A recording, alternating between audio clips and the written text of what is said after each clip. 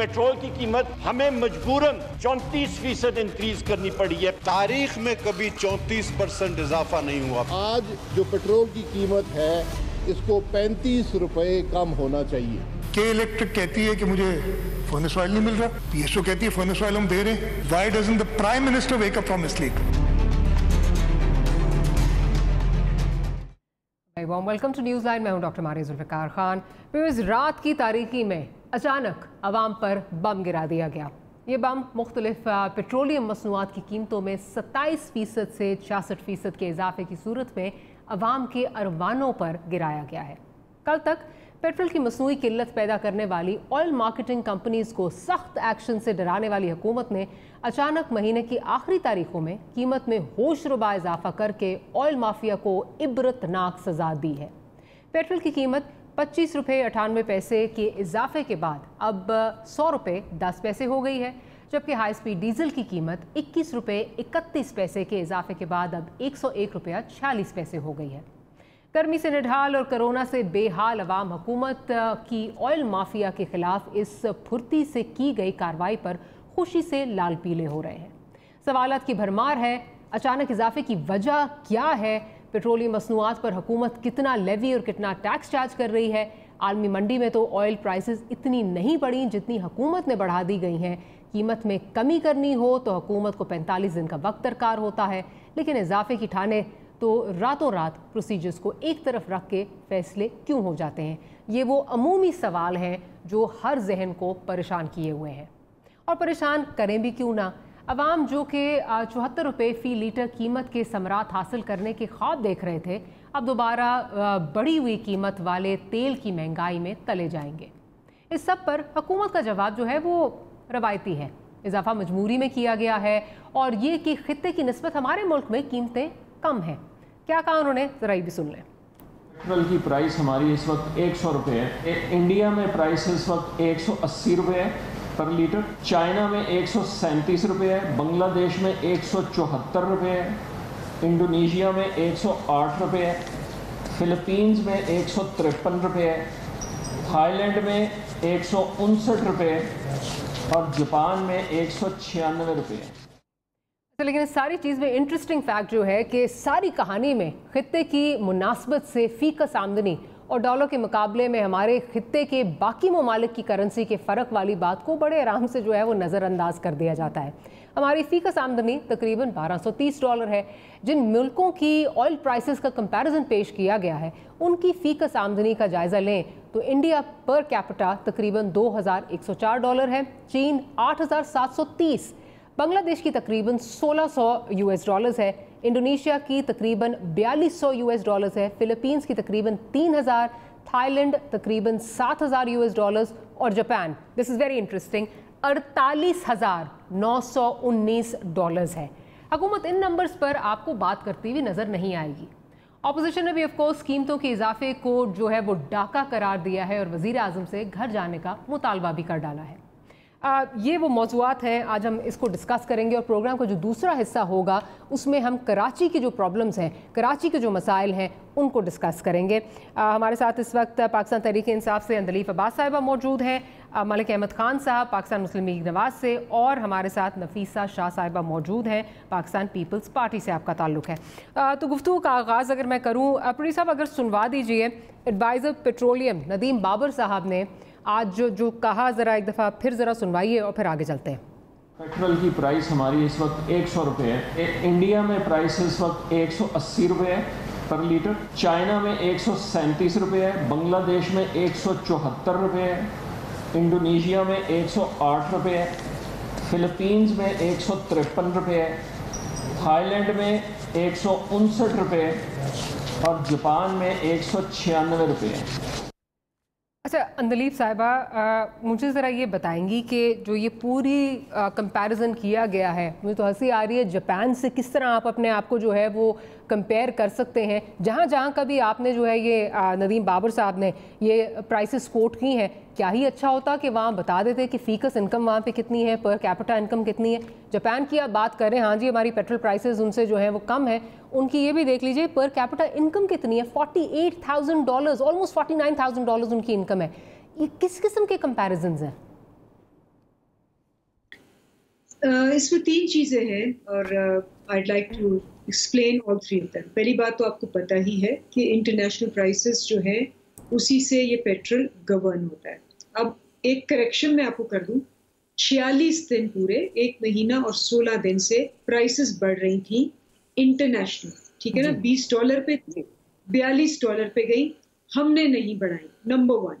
Number 2, अब जब बढ़ाई है तो ये 112% नहीं बढ़ाई, क्योंकि 20 से अगर 42 गई है तो 112% बढ़ी है दुनिया में, हमने सिर्फ 25% बढ़ाई है। ये रिमार्केबल है, ये कभी भी नहीं हुआ।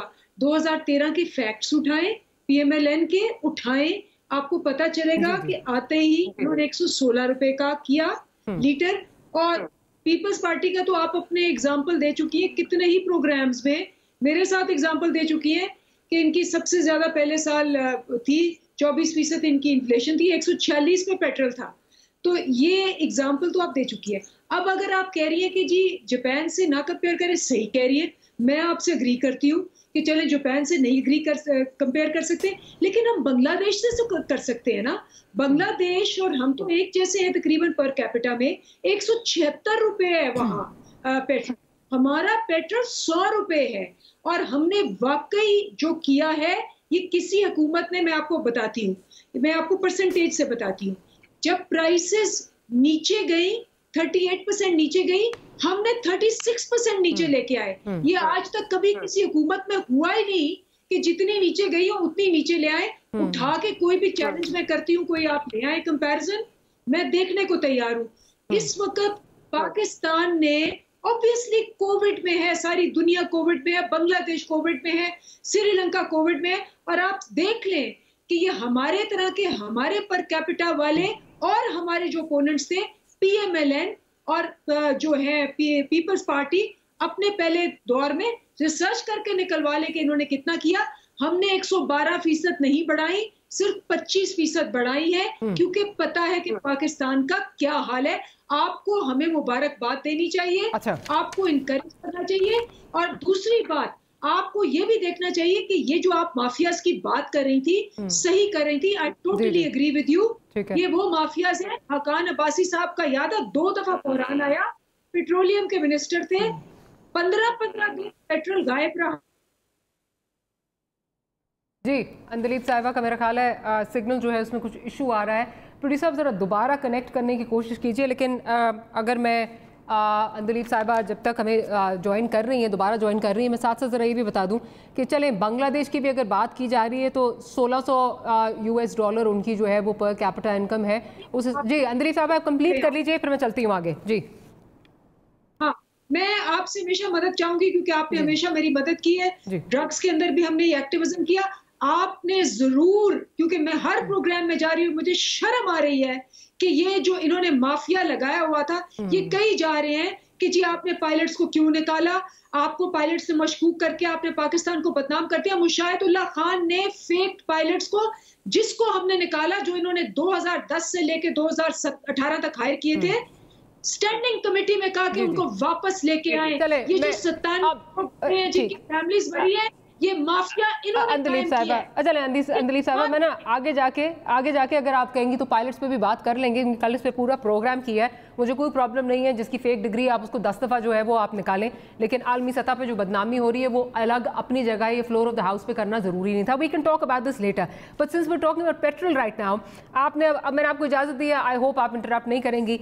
आपने कहा कि हमारी पर कैपिटा इनकम, वैसे तो मैंने तो कंपैरिजन नहीं दिया था, जिन ममालिक से भी दिया था, इंडिया से हमारी इस वक्त जो है वो, इंडिया कहाँ खड़ा है, 2000 पे खड़ा है, 1200 पे खड़े हैं, तो वो कंप्लीट माइल्स अपार्ट है, कोई कंपैरिजन बनता नहीं है। आपने बांग्लादेश का भी कह दिया, चले हमारी ऑलमोस्ट एक जितनी है, तो वो ऑलमोस्ट उनकी भी ट्रांसलेट उतनी ही हो रही है, फ्यूल प्राइस उनकी एडजस्टमेंट उतनी ही हो रही है जितनी उनकी प्राइस होनी चाहिए। ऑलमोस्ट हमारे वाला ही हाल है, उनकी भी प्राइस उतनी ही है अपनी पर कैपिटा इनकम के हिसाब से, और हमारा जो कंपैरिजन है वो उतनी ही है।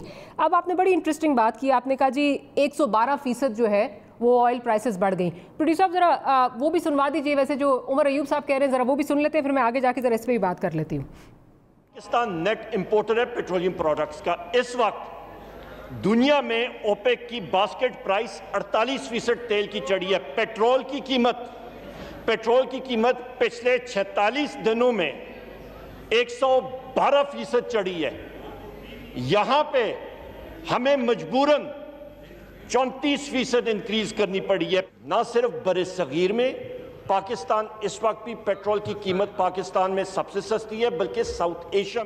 अच्छा जी, अब बड़ा इंटरेस्टिंग फैक्ट है। पहले तो हम इसी पे हंस भी रहे थे कि कहाँ आप जापान से कंपैरिजन कर रहे हैं, फिर हमने सोचा कि अच्छा ये फ्लोर ऑफ द हाउस पे एक पॉलिसी स्टेटमेंट है, इसका वजन अपना होता है। कंपैरिजन जब हमने किया तो 46 दिन 46 डेज अगर पीछे चले जाएं, यानी कि 13 मई को अगर आप चले जाएं, तो उस दिन प्राइस ऑयल की जो है $27.89 जो है वो आ रही थी, ब्रेंट की प्राइस। उसके बाद अगर आप इसको आगे ले जाएं, जो कि हमारे जिस दिन इंक्रीज हुआ है, तो उस दिन $41.02 जो है वो ब्रेंट की प्राइस जा रही थी। कुल इसमें जो डिफरेंस आता है तकरीबन इसका जो है वो 33% का जो है वो इसमें डिफरेंस आता है, ये 112% नहीं है। ज़रा मैं नफीसा साहिबा की तरफ चलती हूँ। नफीसा साहब क्या कहेंगी आप? वो तो कह रहे हैं कि जी एक तो 112% जो है वो इंक्रीज़ आ गया, पता नहीं हमें शायद नज़र नहीं आ रहा, शायद हमें समझ नहीं आ रही, आप लोग बेहतर समझा सकते हैं। दूसरा ये कंपैरिजन बड़ा इंटरेस्टिंग इन्होंने किया, आप कह रहे हैं कि महंगा दे रहे हैं, वो कह रहे हैं हम पूरी दुनिया में सबसे सस्ता दे रहे हैं।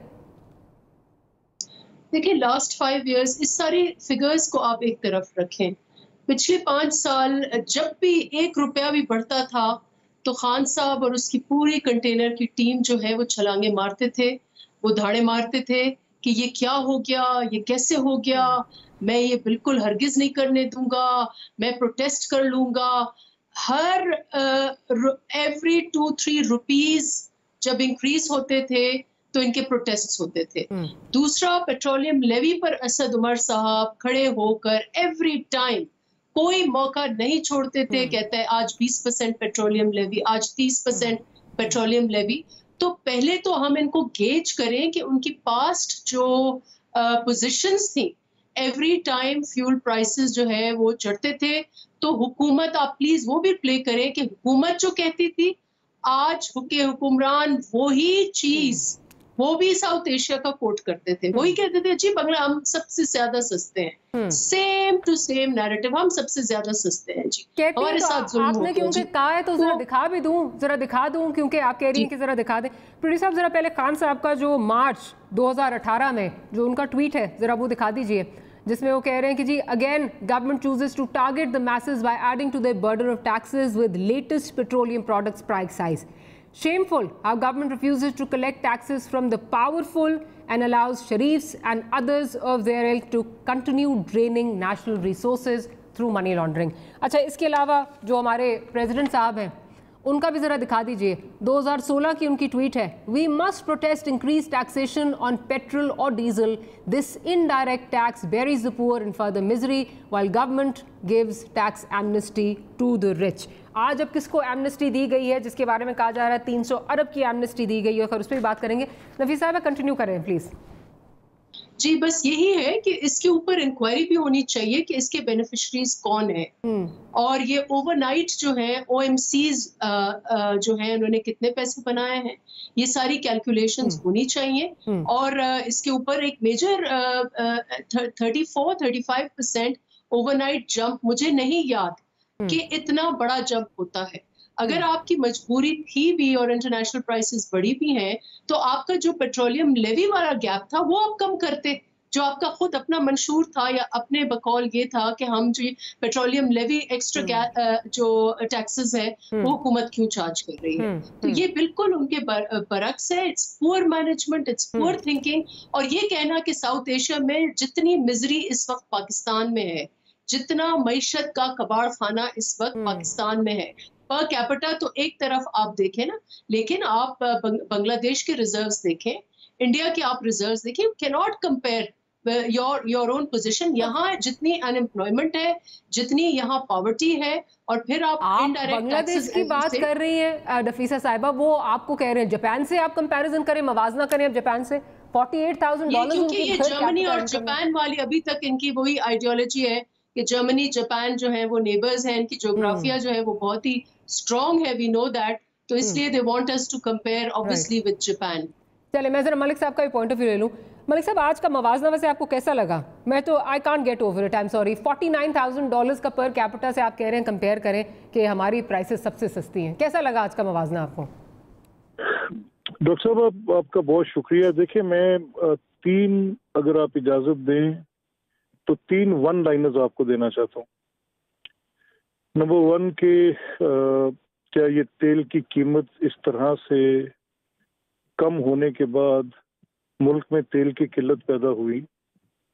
जवाब है कि बिल्कुल हुई, और आपने और हमने सब ने देखा। क्या तेल की कीमत दोबारा बढ़ने के बाद प्रॉफिटियरिंग हुई? जवाब है कि बिल्कुल बढ़ी। आज सारा दिन मीडिया चीख कर पूरे फिगर्स बताता रहा।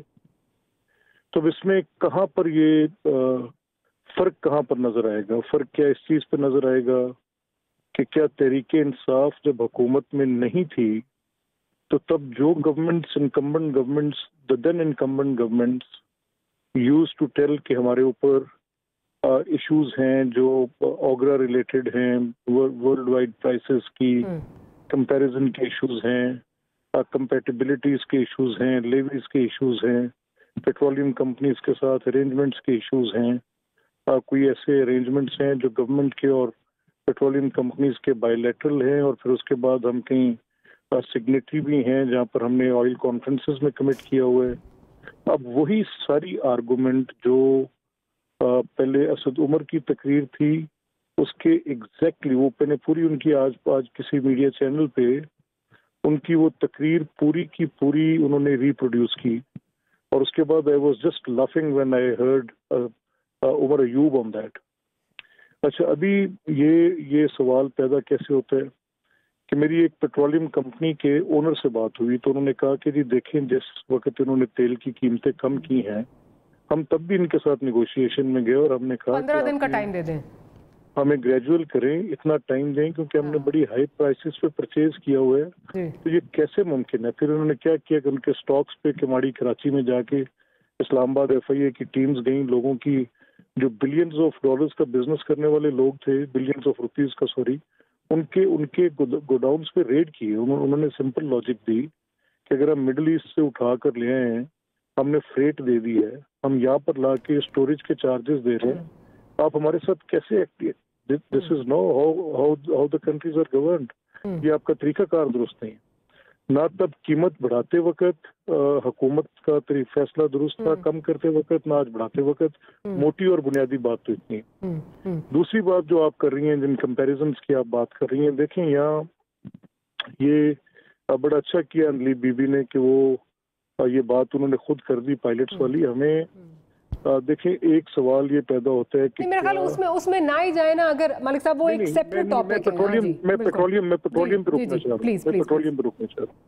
मैं ये कह रहा हूँ कि ये रिफ्लेक्शन जो है, रिफ्लेक्शन ये कि गवर्नमेंट जब कोई फैसला करती है तो अपना पूरा होमवर्क करने की बात करती है।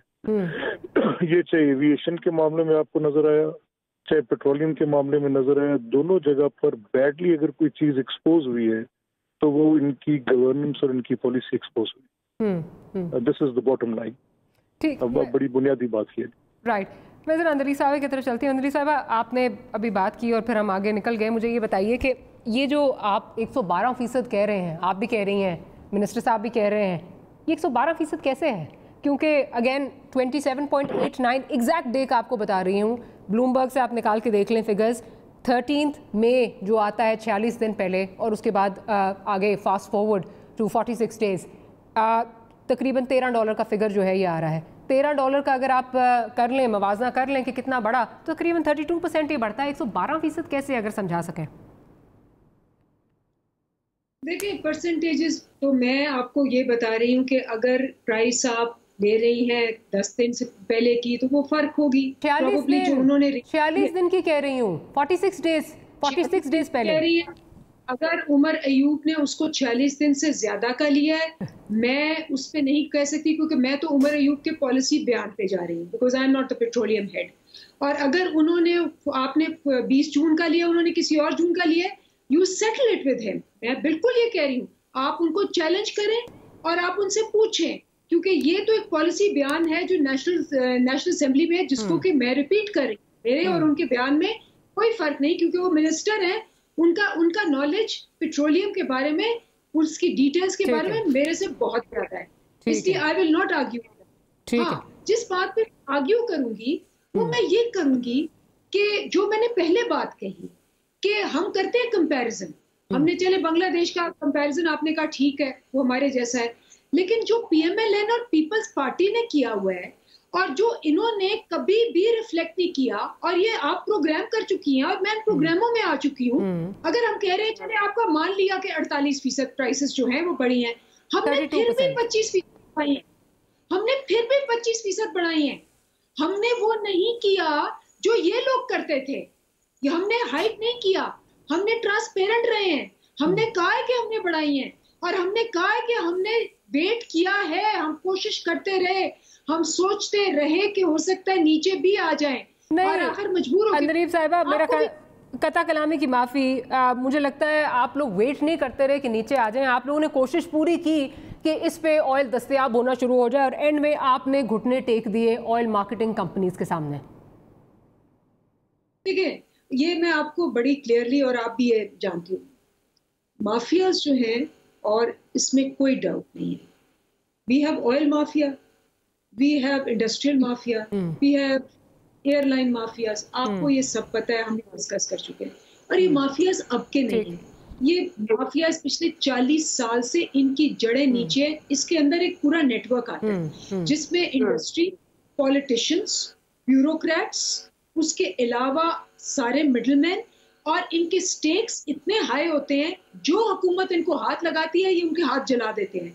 और हम वाहिद हुकूमत है, जितनी भी इन्होंने तो इंक्वायरीज की। खान साहब ने कहा था 2020 माफियाज के लिए मुश्किल साल है, लेकिन यहाँ पे उस पे आया और हम उस पे एक्शन भी लेंगे, चाहे मेरा रिश्तेदार हो वो उसके या कोई भी हो। अंदरीब साहब, बातें ना बड़ी मजे की लगती हैं, बड़ी इंटरेस्टिंग बातें लगती हैं, लेकिन मैं आप जब बात कर रही थी तो मैंने कहा बिकॉज ऑब्वियसली ये एक बहुत बड़ी चीज़ होती है, पॉलिसी बयान जब आप देते हैं फ्लोर ऑफ द हाउस पे, तो मैंने सारे फिगर्स निकाल लिए, मैंने कहा शायद मेरी कहीं गलती हो, तो रिकॉर्ड की दुरुस्तगी के लिए अगर मैं आपको ये दिखा दूं, आप शुरू से अगर देख लें, जून जब से शुरू हुआ है 13 मई के, तो मैंने आपको फिगर्स बता दिया, आप कह रही हैं चलें पूरे जून को मैं अगर निकाल लूँ, पूरे जून में सबसे जो हाईएस्ट प्राइस गई है, जो हाईएस्ट प्राइस जा रही है ऑयल की, वो जा रही है $41 पे, और जो लोएस्ट प्राइस आप देखें अगर पीछे भी चले जाएं, सबसे हाईएस्ट जो प्राइस जा रही है तकरीबन $42 की जा रही है, 23 तारीख की जा रही है, ठीक है,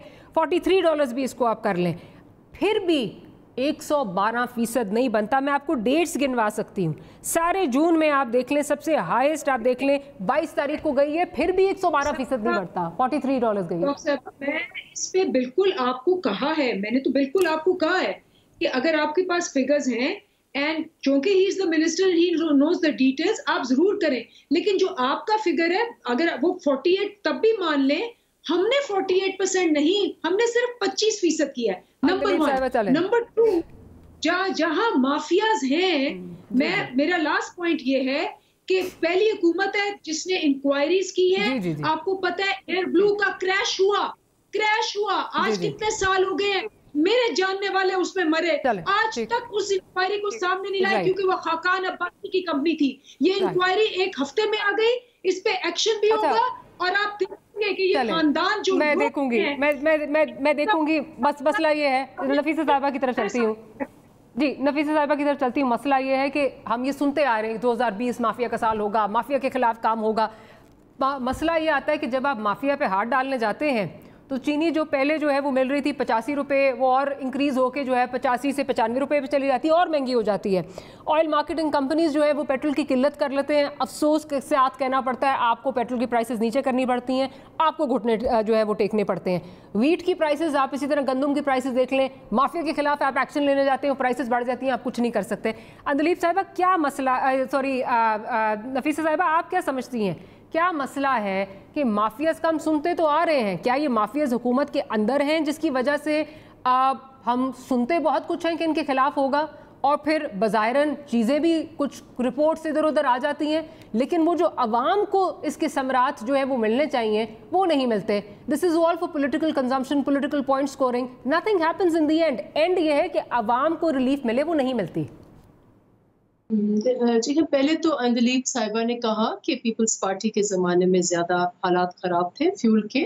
मुझे नहीं पता कि उनको इल्म है या नहीं कि उस वक्त $140 पर इंटरनेशनल ऑयल प्राइसेस थे, और उसके बावजूद आई थिंक हमने 110 रुपीस पर लीटर से ज्यादा एक्सीड नहीं किया था। ऑन एवरेज 70-80 रुपए पर लीटर उस जमाने में पीपल्स पार्टी जब $140 पर बैरल मिलता था, तो we gave enormous amount of subsidies. उसी तरीके से उस वक्त एनर्जी प्राइस जो थी पर यूनिट उस वक्त 6 रुपए, एवरेज 6 से 7 रुपए, और इस वक्त अगर आप देखें एवरेज 18 रुपए, 14 से 18 रुपए पर यूनिट है इनके जो हाल है। तो बदतरीन इजाफे उन्होंने किए हैं बिजली के बिल्स में, गैस के बिल्स में, पेट्रोल के बिल्स, और उसमें भी इनकी मैनेजमेंट ये है कि किल्लत है। द थिंग इज कि ये इनका मॉडल तो बिल्कुल मदीना की रियासत के साथ मिलता जुलता मॉडल था। इनका मॉडल ये था कि there will be a plentiful supply of all the goods and services and nobody will be unhappy, और हर चीज वो अच्छे से करेंगे। अब खुद ही रो रहे हैं माफियाज के लिए। तो फॉर हर इंफॉर्मेशन, आज जो सर्कुलेट हो रही है इंफॉर्मेशन कि विद इन आवर्स इनके इर्द गिर्द वाला लेफ्ट राइट सेंटर वाले जो माफियाज हैं, as a result of this price increase, they probably made 15 to 20 billion rupees. Economist तकरीबन 300 अरब का कह रहे हैं इकोनॉमिस्ट। इस पे बात करती हूँ, लेकिन एक ब्रेक का कहा जा रहा है मुझे। ब्रेक पे जाने से पहले लेकिन एक बड़ा इंटरेस्टिंग चीज़ अभी प्रोड्यूसर साहब ने याद कराई, जब आज जोश खिताबत में हमारे वज़ीर साहब जो 112% इंक्रीज़ होशरुबा जो कह रहे थे इंटरनेशनल प्राइसेस में हुई, तो उनसे फिर उन्होंने मवाजना किया जी पिछली हुकूमत में क्या होता रहा और कौन इस पर जो है वो प्राइसेस बढ़ाता था। तो अपोजिशन ने कहा आपकी हुकूमत जो है वो बढ़ाती थी, क्योंकि वज़ीर साहब इससे पहले PMLN में थे और पिछली हुकूमत PMLN की थी, जिससे आपको मेरा ख्याल है अंदाज़ा हो जाता है कि ये सिर्फ पॉलिटिकल पॉइंट स्कोरिंग के लिए जो है ये चीज़ें इस्तेमाल की जाती हैं, ना इनमें कोई बिलीव करता है, ना कोई फैक्ट्स एंड फिगर्स सही होते हैं। आज तो सबसे मेरा ख्याल है इंटरेस्टिंग फैक्ट जापान का है। आप जापान से अपना मवाजना करें। छोटी सी ब्रेक लेते हैं, ब्रेक के बाद दोबारा आते हैं।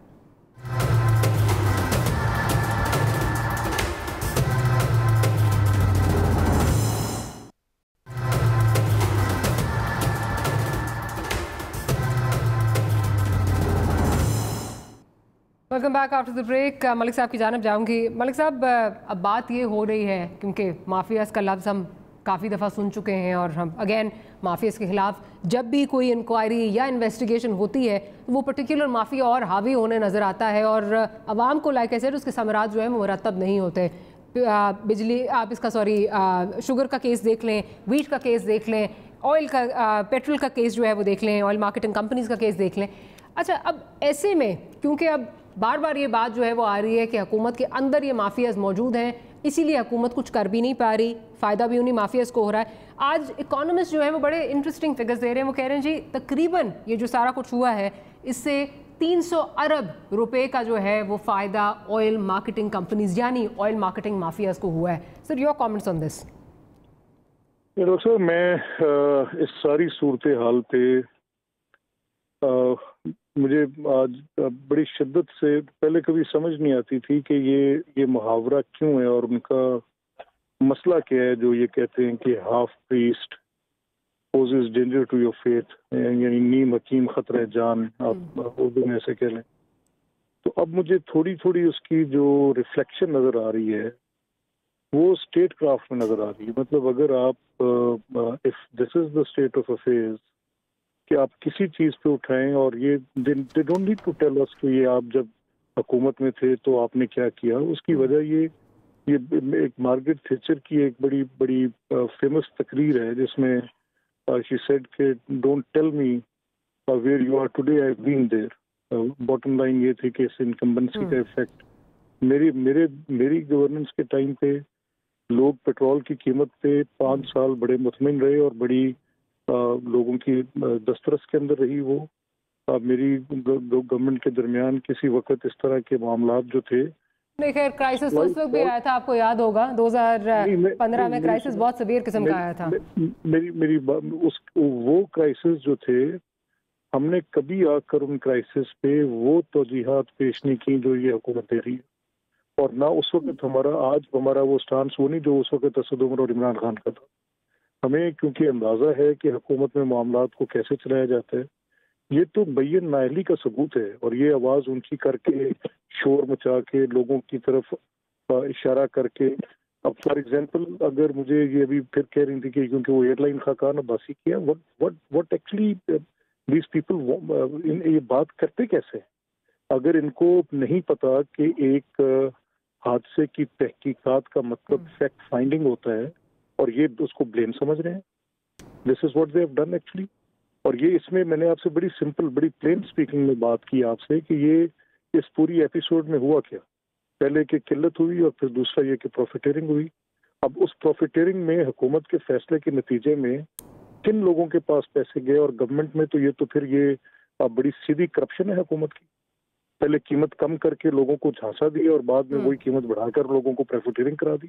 तो इसमें फिर अदलीब साहबा की पार्टी के तमाम समेत वजीर आजम इमरान खान से बड़ी करप्शन कौन कर रहा है, जिन लोगों के पैसों पर पूरी पार्टी खड़ी करके खुद तो कोई ज़राए आमदन है नहीं, अपना तो कोई एक किबला नहीं किसी तरफ बता सकते कि किधर सीधा करेंगे, और उसके बाद फिर ये कहें कि ये सारी इतनी बड़ी जो ह्यूज है वो सारी की सारी एक्टिविटी वो विदाउट फंडिंग। तो जिन लोगों की फंडिंग के साथ इनकी टोटल फॉर्मेशन थी उन्हीं के ऊपर आज करप्शन के चार्जेस हैं, तो फिर इखलाकी तौर पे तो इनको इस्तीफा देके घर जाना चाहिए। अच्छा, अंदलीब साहब से ये पॉइंट ले लेती हूँ। अंदलीब साहब से, अंदलीब साहब ये एक्सप्लेन कर दें, क्योंकि अगेन अवाम यही जानना चाहते हैं कि लगता है कि एक पॉलिटिकल पॉइंट स्कोरिंग के लिए या दिखाने के लिए कि काम बहुत हो रहा है वो कमेटीज़ बन जाती हैं, उनकी रिपोर्ट्स भी आ जाती हैं, लेकिन जो असल उनका जो मकसद है कि आवाम को चीनी सस्ती मिले वो नहीं मिल रही, फिर पेट्रोल जो है वो सस्ता मिले वो नहीं मिल रहा, आटा सस्ता मिले वो नहीं मिल रहा, तो फिर हुकूमत कर क्या रही है? ये क्या हम इसको नाअहली समझें, कमज़ोरी समझें, क्या समझें, या फिर ये है कि आपके अंदर ही माफियाज बहुत हावी हैं और वही आपको कंट्रोल कर रहे हैं, वही आपको चला रहे हैं? देखिए डॉक्टर मारिया, मुझे आप थोड़ा सा चांस देना, बिकॉज आपने बड़ी पेशेंट बाकियों को भी सुना। तो आपके पास दो चॉइसेस होती हैं एज ए लीडर। जब आपको लगता है कि कोई प्रॉब्लम है, बीमारी है, बुखार है, आप उसको डिस्प्लिन दे के थोड़ी देर के लिए, 2 साल के लिए, 3 साल के लिए बुखार को नीचे करते रहते हैं, लेकिन उसके अंदर जो ट्यूमर होते हैं और सर्जरीज होती हैं और रूट्स होती हैं वो वही होती हैं। जो होता है ना सही लीडर, उसको पता होता है कि उसने अनपॉपुलर होना है, क्योंकि जब वो माफिया को हाथ लगाएगा तो माफिया, तो आपको पता है ना कि आसिफ खोसा साहब ने जो ऑर्डर जजमेंट दी थी, उन्होंने क्या लिखा था? उन्होंने लिखा था गॉड फादर है। ये माफियाज होते हैं, ये माफियाज की रूट्स होती है इंडस्ट्री में हर जगह, और चूंकि रूट्स हर जगह होती है, जब एक रूट काटते हैं 10 रूट्स और आ जाती हैं, तो किसी की जुर्रत नहीं होती किसी पॉलिटिशियन की, क्योंकि पॉलिटिशियंस खुद इन्वॉल्व होते हैं कि इन माफिया को करें, क्योंकि बहुत लंबा अरसा लगता है इनको इरेडिकेट करने में। तो लेकिन अगर आपने वाकई सफाई करनी है तो आपने डिस्प्रिन नहीं देनी, फिर आपने सर्जरीज करनी है विच आर पेनफुल, और उन सर्जरीज में शायद आपके अपने लोग भी इन्वॉल्व हो। मैं आपको बड़े मजे की बात बताती हूँ, ये अभी कुछ ये कमीशन, शुगर की कमिश्नर से पहले भी कुछ हमारे लोग गिरफ्तार हुए, उन पर करप्शन के इल्जाम आए, उनको सजाएं भी हुई। मेरे साथ बैठे हुए थे, ऑब्वियसली हम सारे कॉलीग्स हैं, PMLN वाले, पीपल्स पार्टी वाले भी। तो जब ये खबर आई कि जी ये फलाना गिरफ्तार हुआ, और उस पर पता चला कि जी हमारा बंदा भी है, सबसे ज्यादा अफसोस मेरे साथ PMLN और पीपल्स पार्टी वालों ने कहा, होगा जी बड़ा ही बुरा हुआ, बड़ा ही बुरा हुआ, बड़ा ही बुरा हुआ। मैं हैरान, मैं उनको देखूं, मैंने कहा जी क्यों बुरा हुआ? चाहे मेरा भाई है, जो भी है, अगर गलत है तो गलत है। तो उन्होंने मुझे मुंह पे साफ कहा कि ताड़ा फड़ लेता ना हूं तो साड़ी कोई खैर ही नहीं की, जे ताड़े में फड़ लेता है तो फिर असी कितने जावांगे, अब तो हम कुछ कह भी नहीं सकते। Now this is their mentality, number 1। Number 2, जो बड़ी इंपॉर्टेंट बात है, हमेशा चेंज जो होता है वो रेजिस्ट किया जाता है, क्योंकि वो पेनफुल है। और हम जो चेंज लाने की कोशिश कर रहे हैं, हम इंस्टीट्यूशनल रिफॉर्म्स लाने की कोशिश कर रहे हैं। PIA देखें आपने, दुनिया के बेहतरीन में से दुनिया के बदतरीन को इन्होंने बदल दिया। पाक स्टील को खान अब्बासी साहब कहते हैं कि मेरे से कोई PIA ले ले, मैं पाक स्टील फ्री दे दूंगा। ये इनके अपने लफ्ज हैं। ये इन्होंने FATF में हमें जो पिछले 5 साल की रिपोर्ट आई है, उसमें कहा कि ब्लैक लिस्ट पीपल्स पार्टी ने किया, ग्रे लिस्ट इन्होंने किया, क्योंकि इन्होंने मनी लॉन्ड्रिंग पे कुछ नहीं किया। मनी लॉन्ड्रिंग पे क्यों नहीं कुछ किया?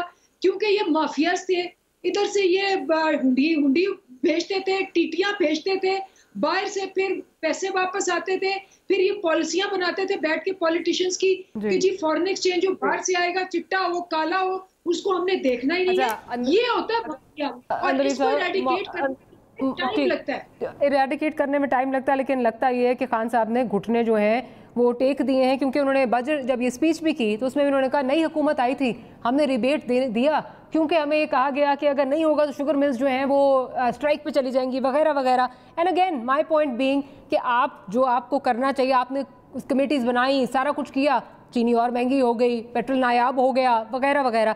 साथ ही साथ बड़ी इंटरेस्टिंग चीज़ है जब आप ये बात करते हैं कि इन्होंने खुली छुट्टी दी हुई थी, काला पैसा एट्सेट्रा एट्सेट्रा। अभी जो कंपनीज ऑर्डिनेंस 2020 आया है उसमें जो प्ली बार्गेन का कहा गया, जो प्ली बार्गेन की शिक मौजूद थी कि अगर कोई डायरेक्टर जो है उसने प्ली बार्गेन किया है तो वो दोबारा अपने ओहदे पे नहीं आ सकता, आपने वो रिमूव कर दी। फिर साथ ही साथ ये हुआ कि अगर किसी की ऑफशोर कंपनी है 10% से कम जो इसके शेयर्स हैं, अगर वो हैं तो उसको जाहिर करना ज़रूरी नहीं है, तो ये तो आपने भी जो है वो खुली छुट्टी उस तरह दे दी। तो मसला फिर यही आ रहा है ना कि कॉल और फेल में बहुत ताजाद जो है वो नज़र आ रहा है आपके। देखिए, इसमें मैं आपको ये जो दो लॉज है ना, प्ली बार्गेन और उसका, इसके तो हमारी पूरी तरह मीम इसके ऊपर पड़ी हुई है। मसला आ रहा है ऑपोजिशन का, हम इनको बुला रहे हैं कंपनीज ऑर्डिनेंस 2020 ऑर्डिनेंस जो आपने जारी किया है उसमें ही आपने किया है, उसमें ये बात हुई है, आपने किया है, ये प्रेसिडेंशियल ऑर्डिनेंस है। अगर उसमें प्ली बार्गेन अलाउड है, क्या ये है जो कंपनी जी, जो जिस आदमी ने कंपनी का अगर कोई बंदा है, कोई हेड है, उसने पैसे खाए हुए हैं और उसके बाद प्ली बार्गेन कर लिया है, तो पहले ये था कि he could not come back and retain his position. अब ये है कि आप कर सकते हैं। और फिर ये 10% का भी जो ऑफशोर कंपनीज जिसके 10% से कम है उसको शेयर जाहिर करने की जरूरत नहीं है, ये आप लोगों ने ही कहा है। देखें, अगर ये है, लेट मी इन्वेस्टिगेट फर्स्ट, लेकिन मैं आपको अपना पर्सनल ओपिनियन बता दूंगी, मैं बिल्कुल इसके खिलाफ हूँ। जी, कॉल और फेल में तजाद आ रहा है ना, ऑर्डिनेंस से आया है ये, ordinance didn't even go to the parliament, ordinance से आया है। आप मेरी बात ही नहीं सुन रहे। जी जी सुनाइए। मैं आपको कह रही हूँ कि अगर ये मुझे, this is not in my knowledge, ठीक है ना, मैं कोई अक्लफुल नहीं हूँ, ये मैं हर सब्जेक्ट पे स्पेशलिस्ट नहीं हूँ, मैं इन्वेस्टिगेट करूंगी, लेकिन मेरा अपना पर्सनल ओपिनियन है and I will raise a voice against it if it is true. अच्छा अंदलीब साहिबा, चलें आप ज़रूर इन्वेस्टिगेट कीजिएगा। कंपनीज ऑर्डिनेंस 2020 जो है ये कुछ देर पहले जो है वो आया है, अभी मेरा ख्याल तकरीबन 1-1.5 महीना तो हो गया, if my memory serves me right, and I am surprised कि आपको नहीं पता, तो प्लीज़ इन्वेस्टिगेट कीजिएगा। छोटी सी ब्रेक लेनी है, ब्रेक के बाद कराची के जो मसाइल हैं उन पर बात करेंगे, that and much more right after short break.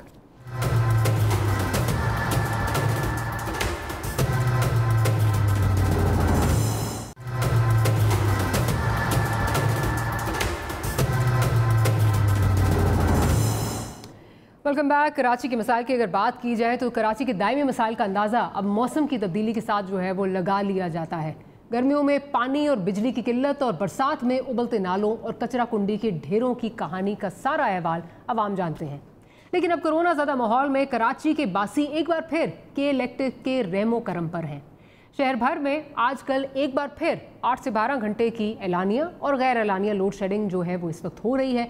और इस तमाम सूरत हाल में कराची के अवाम जिनमें अक्सर कोरोना की वजह से घरों में क्वारंटीन हैं, वो अब कहाँ जाएं?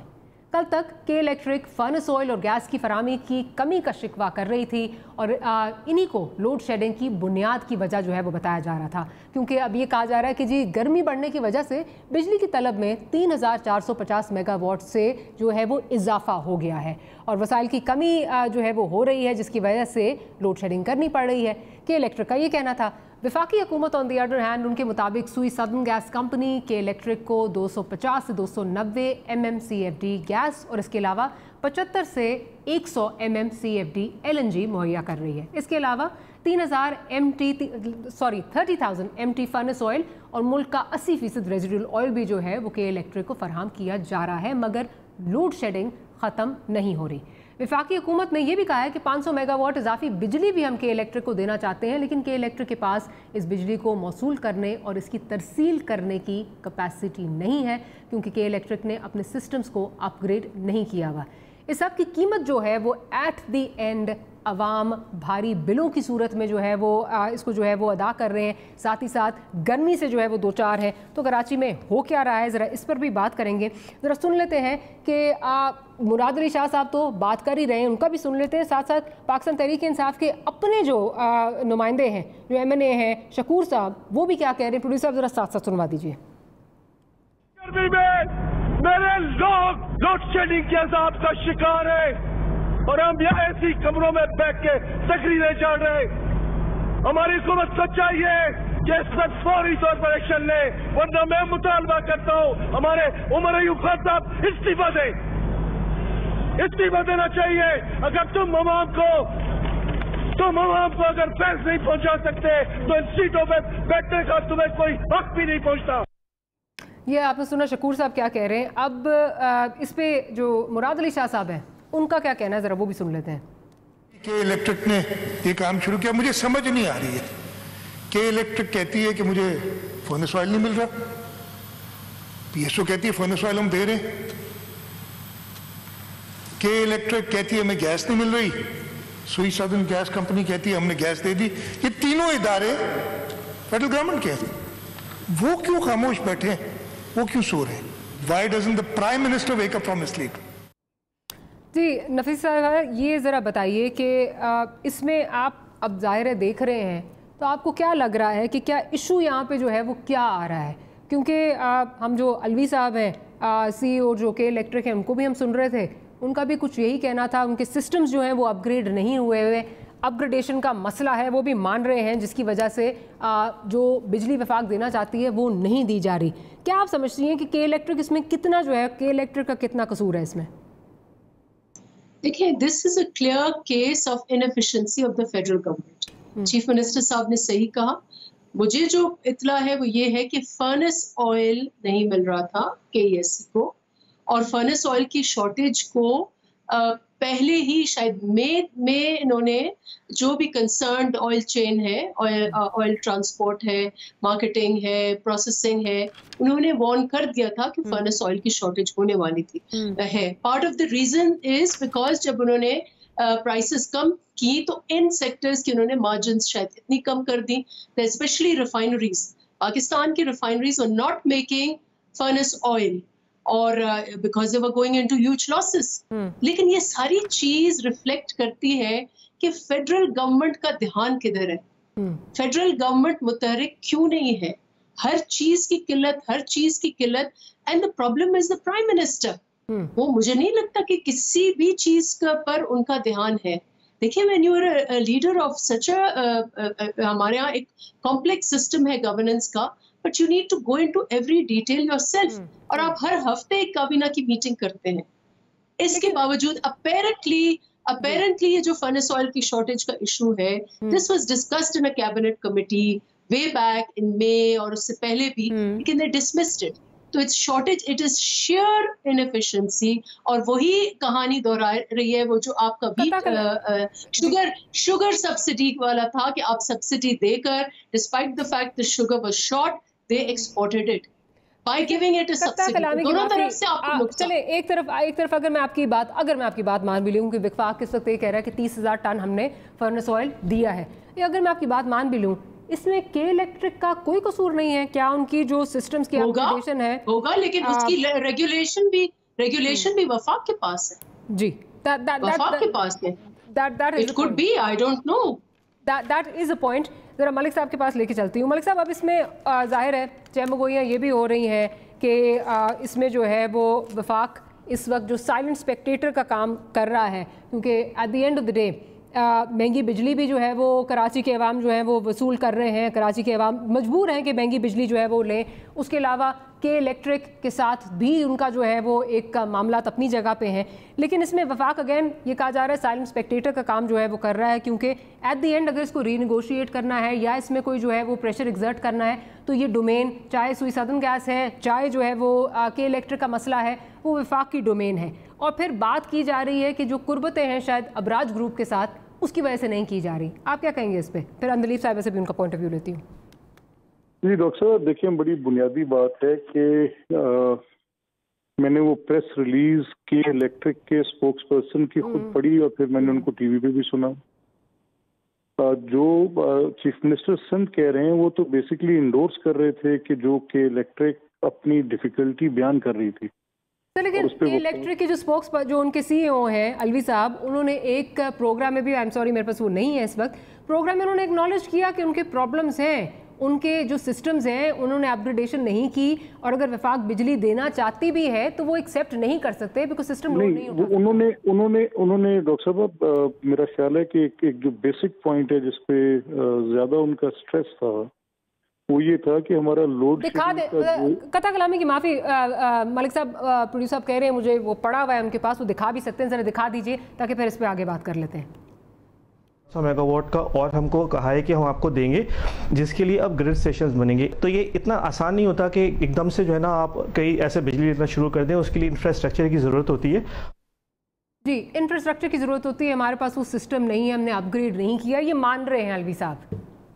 नहीं देखिए, जो बुनियादी बात मैं आपसे कर रहा था कि ये तो उसका एक पहलू है कि इंफ्रास्ट्रक्चर नहीं है और अपग्रेडेशन नहीं हुई, लेकिन जो problem current problem at hand है वो ये कि ये 2 घंटे की जो लोड शेडिंग उन्होंने अनाउंस की उस पर उन्होंने कहा कि हमारे पास फ्यूल नहीं है और फेडरल गवर्नमेंट हमें वो प्रोवाइड नहीं कर रही। और उसके साथ उन्होंने ये कहा कि जो कराची के शहरियों के साथ बड़ी वाज़ेह बात की, 2 टोक बात की उन्होंने कहा जी हमारी तो ये जो प्रॉब्लम है वो प्रॉब्लम इस वक्त फ्यूल की नॉन अवेलेबिलिटी की वजह से।